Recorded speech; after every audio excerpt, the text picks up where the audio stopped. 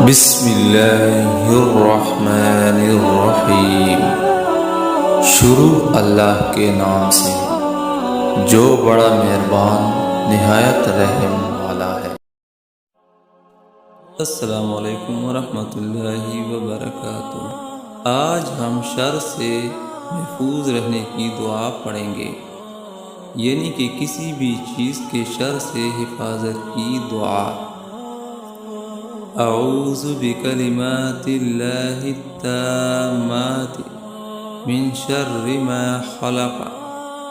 ترجمہ: میں اللہ تعالیٰ کے مکمل کلمات کی پناہ میں آتا ہوں تمام مخلوق کے شر سے۔ فضیلت حدیث: رسول اللہ صلی اللہ علیہ وآلہ وسلم نے فرمایا، جو شخص کسی بھی جگہ پر قیام کرے پھر یہ دعا پڑھے تو جب تک وہاں ٹھہرا رہے گا کوئی چیز اس کو نقصان نہیں پہنچائے گی۔